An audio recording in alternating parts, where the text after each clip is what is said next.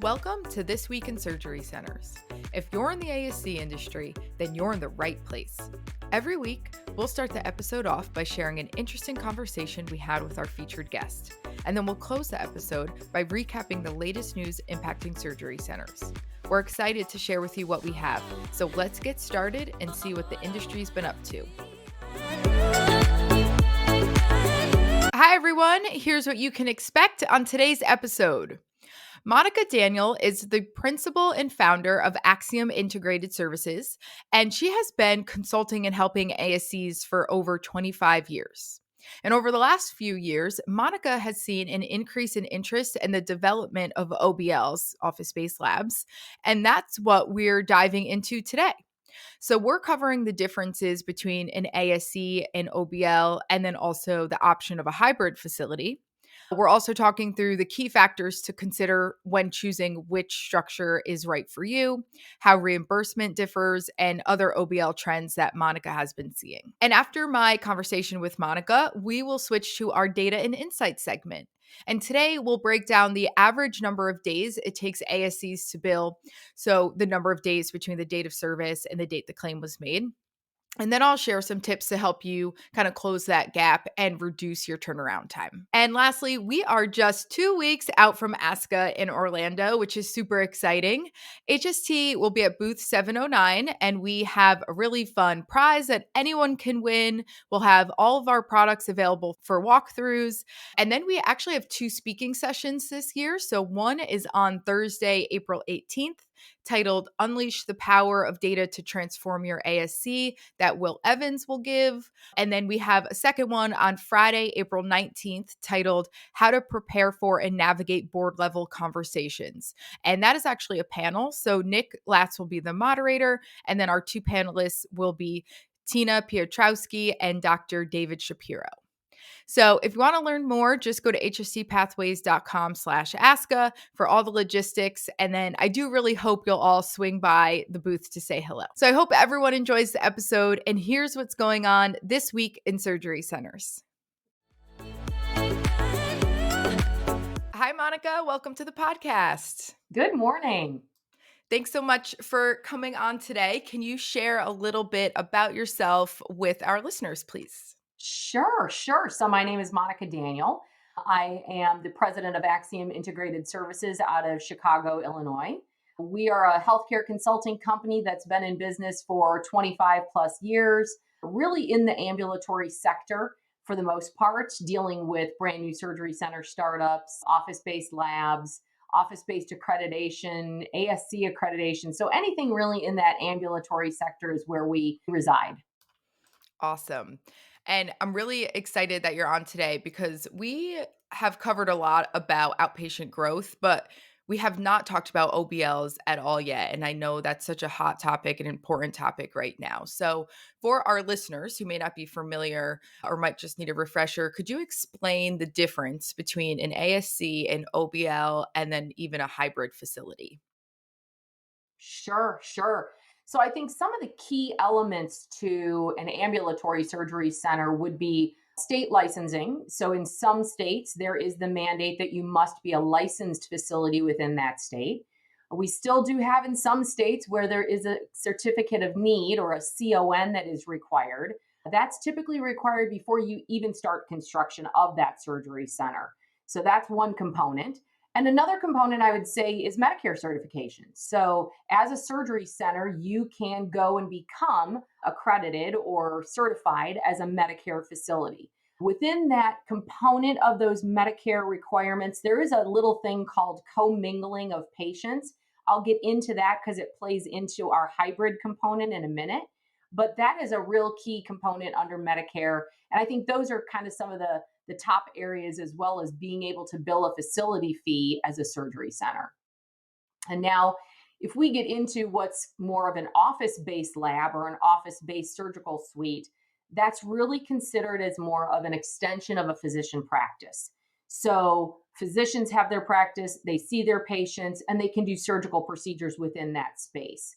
There are some requirements in certain states where we have thresholds. So, for instance, they will not allow you to do more than 50% of your overall patient volume as surgical volume. So those are some things to consider. I think another piece to that puzzle is the anesthetic component. So in some states, you have to watch where your level of anesthesia is, whether that's maybe they only allow you to do local anesthetic. It may only be that they allow you to do conscious sedation within some states. So that's another piece to the office space side. And usually in those settings, we'll see mainly that that's kind of an extension of the physician practice, and that's also constructed as a part of the physician practice itself. So that's the OBL, office-based surgical side. Now we get to the fun piece of the ASC and the OBL hybrid. And that's really I would say, the best of both worlds. It's the combination of both the ASC and the OBL. So the facility itself would need to be constructed as a surgery center, meeting all of those life safety requirements, going through licensing if needed, going through Medicare certification and anything of that aspect. And then it really only acts as a surgery center on certain days of the week. So that means maybe on Monday and Tuesday, we're going to act as a surgery center. Then the OBL kicks in on Wednesday through Friday. And so that OBL will be where we're going to do those OBL cases Wednesday through Friday. And this is the piece of the commingling.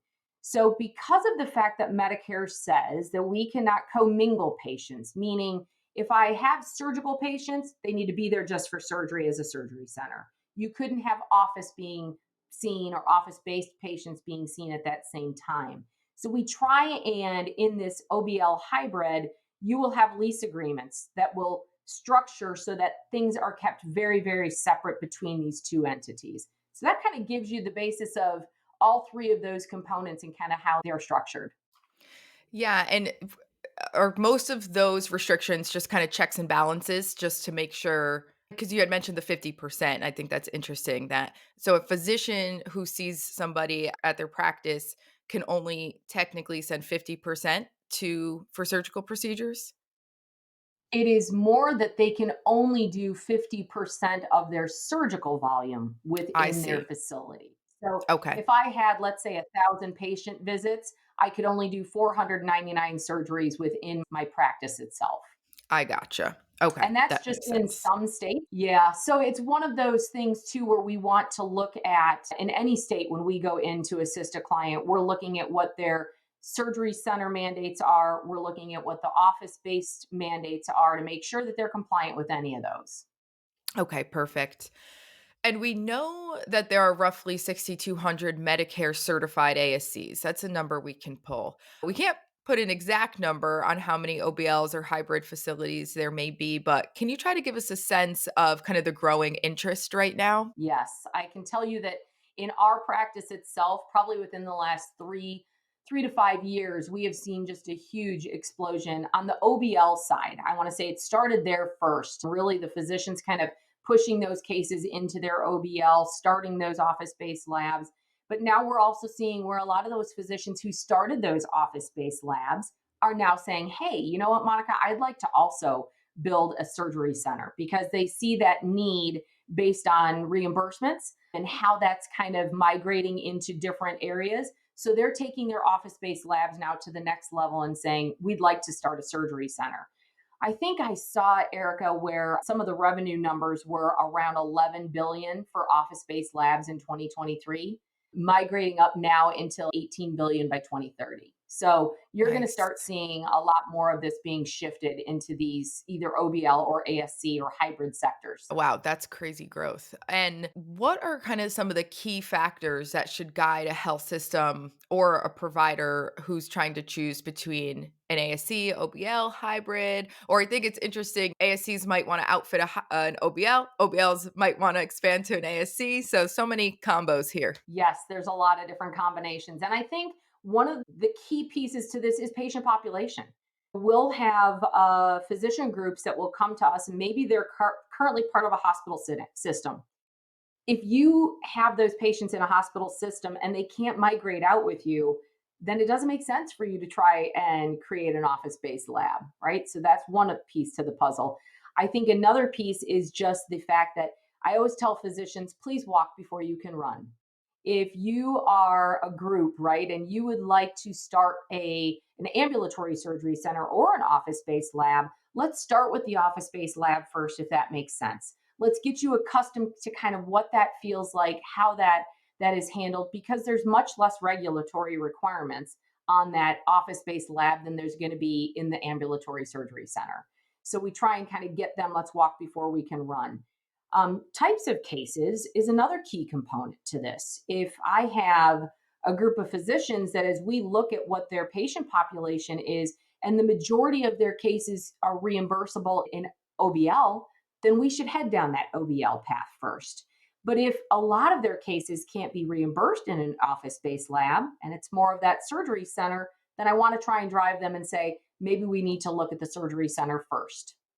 So I think those are key components to it. And then just the expense of it as well. I mean, it's not a cheap option to try and head down that surgery center path, because you do have more of those regulatory requirements for your construction. So again, that might drive the factor of maybe we want to start with an OBL. And if someone is right now opening up a surgery center, working on a de novo project, would you recommend that when they're outfitting and doing their construction that they're considering the OBL restrictions just in case they wanna go that route? If you have a group of physicians that, let's say, is looking to do an OBL, it's very hard for you to go from an OBL into an AS because of the fact, just with that whole construction, the requirements that a Sure. surgery center is going to have. But at the same token, I'll say it's very difficult to say, let's build this as though it's a surgery center, because that's a lot of additional expense that maybe you may never go down that path. So if you're going to do it, I'd say do an OBL, but do it in the most cost efficient manner that you can. And when that time comes, if you do think that you want to go for a surgery center, maybe either we're looking at expanding what you currently have or finding a whole different location. Sure. Okay, that makes sense. And I'm sure one driving factor of this would be reimbursement. So, how does reimbursement differ between an ASC and an OBL? Yes. So it's probably one of the biggest driving factors to this whole piece of the puzzle, right? Is just because there are certain codes Medicare has allowed to be done in an ASC. There's certain codes that Medicare even allows for a physician to bill on his professional fees as an additional reimbursement for the OBL. So when we look at this, it really comes back to that feasibility and saying, do I head down the path based on these codes being reimbursed in an OBL? Or do I head down the path of that ASC because these codes can be reimbursed in that ASC? So it's a fine line in both. That hybrid is when you have that group that says, Monica, I can do both ASC procedures and OBL procedures. That's when that hybrid becomes very, very important, because they can capture on both of those aspects. And that makes a lot of sense then for us to do that ASC and that OBL hybrid. So So you the mhm. reimbursing factor is really, and I think we're starting to also see where Medicare is shifting things maybe from an OBL into an ASC. So where before they were paying in that office based, we're now seeing it shifting into the surgery center side. And that's, I think, a driving piece to where some of those physicians who started an OBL are deciding maybe I need to do an ASC because I'm going to have to shift these cases into a surgery center soon. That makes sense. So you can kind of back in to your answer of ASC or OBL based on physician skill set and, of course, other variables as Yes. well. Where are their patients? Who do they have for patients? What types of procedures are they doing will really dictate which type of facility we probably want to head them down. Gotcha. And what trends are you seeing right now with these facilities? Any specific states, specialties? What are you seeing right now? Yeah, I think the hard part right now is the fact that we still have so many states that maybe don't allow cardiac procedures to be done or cardiovascular procedures to be done, not even just in an OBL, but maybe even in an ASC. Pennsylvania was one that just recently rescinded some of its requirements that they could only be done in a hospital setting. So you really are looking at, if you're a physician group, you're looking to see, Does my state even allow me to do these in an OBL or an ASC environment? So I think that's the trend is starting where Colorado recently kind of rescinded some of its restrictions on that and is allowing some of these cardiac procedures to be done in an ASC. But there's also requirements for regulatory reporting. So they want to see what these outcomes look like. They want to make sure that these are being done in a safe environment. And I understand that. I think also, no matter what, even if you're doing office based surgery, might not even just be these procedures, it could be plastics or pain management or whatever. We're still seeing that some states have requirements for accreditation in an office based setting. So they need to make sure that they're reviewing those state requirements. So I think it's just really a matter of how are we seeing Medicare push things into these surgery centers, into these OBLs.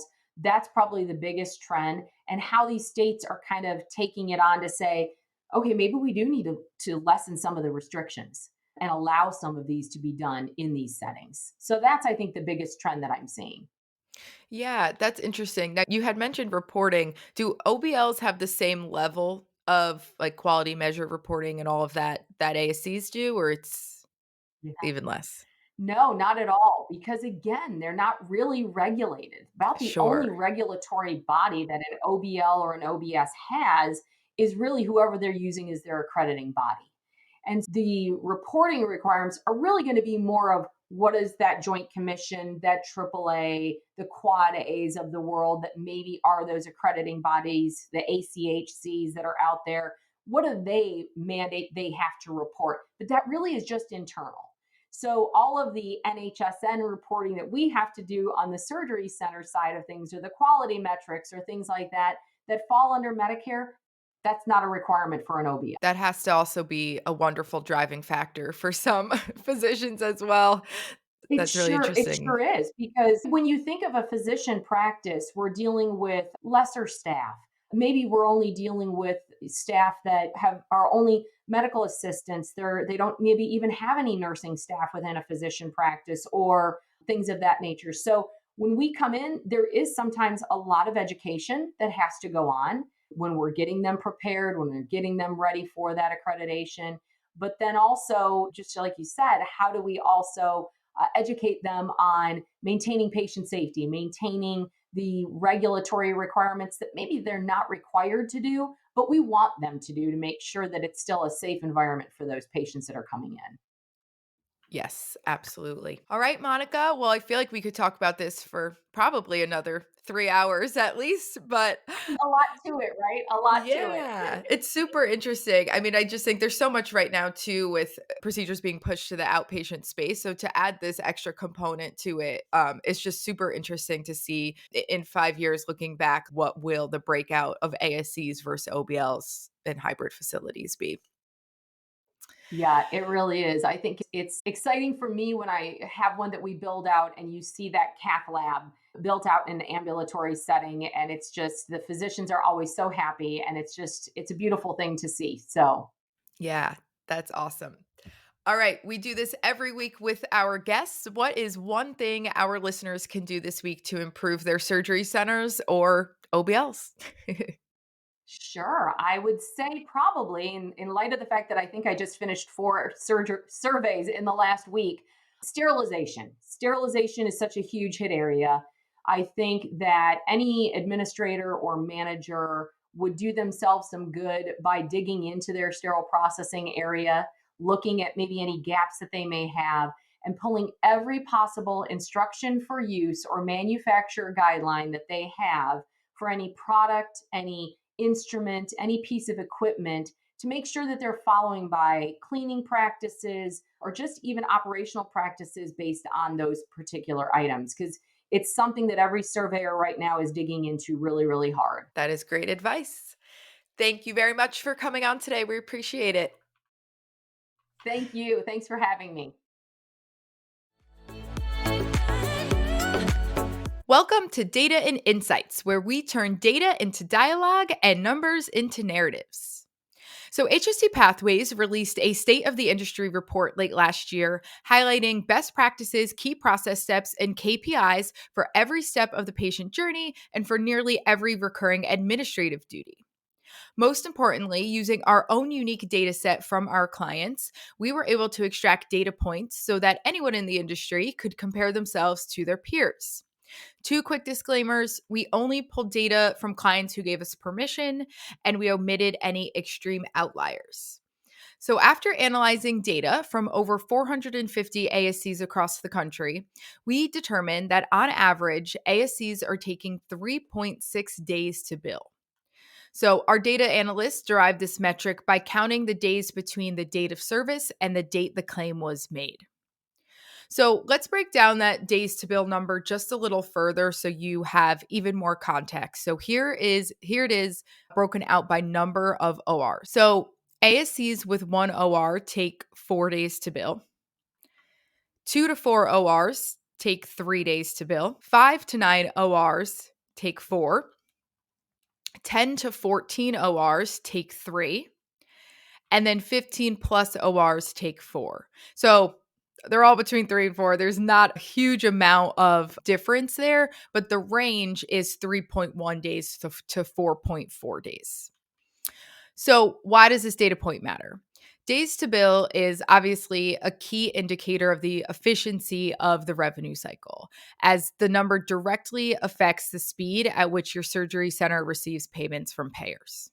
And by keeping days to bill low, surgery centers can optimize cash flow and reduce the risk of delayed payments or cash flow interruptions. It's also really important for compliance with regulatory requirements and for maintaining a transparent and efficient billing process. So, how can you shorten the number of days it takes to submit your claim, right? Okay, you do your due diligence, you understand your number, but how can we make that turnaround even faster? So, utilizing EHRs and practice management systems that are ideally integrated with clearinghouses will help to streamline this process significantly. Human error is inevitable, but using software and also employing well trained coders who are well versed in the latest coding standards and guidelines will help to reduce denials and avoidable mistakes. And when a denial does occur, it's important to take meticulous notes and review everything to avoid making the same errors in the future. And any upfront technology costs will soon be recouped as your days to bill number decreases. Some other KPIs to track would be claim submission time, claim denial rates, and then percentage of electronic claim submissions as well. Ideally, all, but that's okay if not. And as always, trying to identify some sort of pattern can be super helpful. So, are there specific procedures or providers that seem to take longer to get the claim submitted? Insights like that can be invaluable and help you get to the root cause. If you're interested in more data points and use cases, subscribe to the podcast so that you don't miss any upcoming segments, or just head to our website to check out the full State of the Industry report to get your hands on even more data. And that officially wraps up this week's podcast. Thank you, as always, for spending a few minutes of your week with us. Make sure to subscribe or leave a review on whichever platform you're listening from. I hope you have a great day, and we will see you again next week.